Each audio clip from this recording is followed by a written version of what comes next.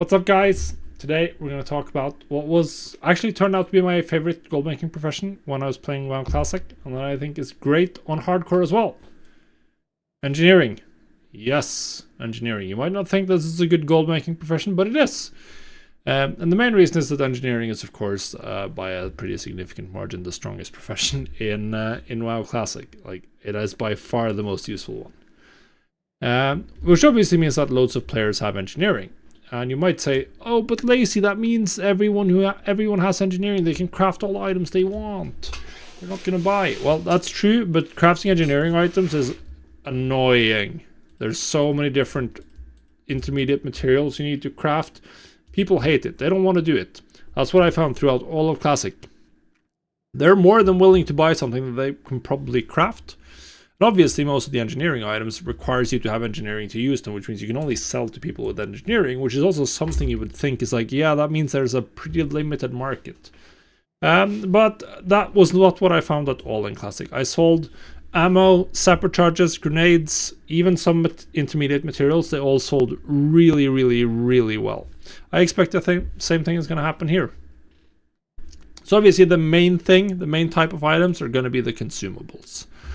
You have the explosives, in particular the dynamites, which eventually stun. I'm only 105 because I'm a slacker, but I mean, once you get to the better ones, they stun, which makes them extremely useful to get out of a sticky situation.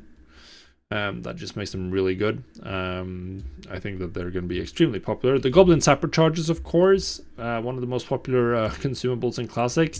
They do damage to yourself as well, so I think that on hardcore we might not see as much sapper usage as we saw in Classic, because they're not going to be that possible, or they're not going to be that useful. And you have stuff like target dummies, repair bots. Repair bots maybe not so much because people aren't going to die in raid. Or if they are, then they're not going to need repairs. But target dummies, you can drop them. They're going to taunt mobs around you. So you can see they seem to be a little bit profitable. And then you have some gear, which well, this one could be good because you can sell it to anyone. This one is sellable to anyone, but then you have the armor that's only usable by engineers. We can see this one is showing a bit of a profit, although you'd probably be better off just disenchanting this, trying to make your gold that way. But yeah. Now, one interesting thing here as well is that you can find profitable stuff at any level. I mean, I'm level 105. This deadly blunderbuss here is quite profitable. The Arclight spanner is showing a profit. Not sure how many people are going to buy this one. Flying tiger goggles, well, they can be disenchanted for a profit, or they can potentially be sold for a profit. Target dummies. Then you have the interesting one here, the rough dynamite.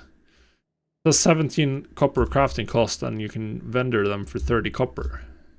So you're almost doubling your gold just selling to vendors. It's a little bit annoying making the blasting powder, but it's good. Copper bolts also selling for a profit. I'm not quite sure how that's going to last.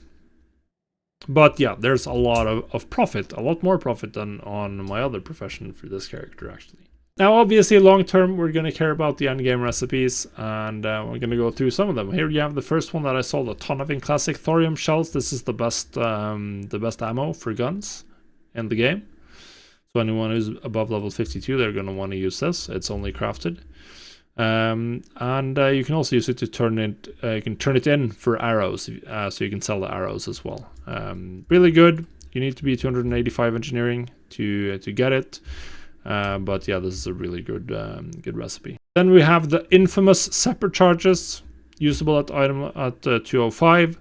They do deal damage to yourself as well as people around you. It's incredible damage. It's one of the main reasons why unstable triggers were selling so well.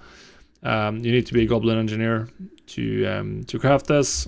This one was a huge profit maker for me in Classic. We'll see if it turns out to be as popular in hardcore. I would suspect it's not going to be as popular because the use case is like hardcore raiding, stuff like that you want to speed up, and world PvP, which I just don't see happening as much in hardcore. But it's still a recipe to pay attention to. Now this one, the Thorium Grenades, these are, I expect, going to be popular.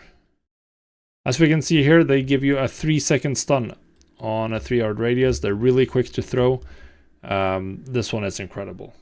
This one is just great. This is a fantastic item. I've seen people have loads of grenades in their bags. This is the best one. Obviously, you need engineering 260, which you can reach from level 35. So I expect a lot of people are going to try to keep this on them while leveling.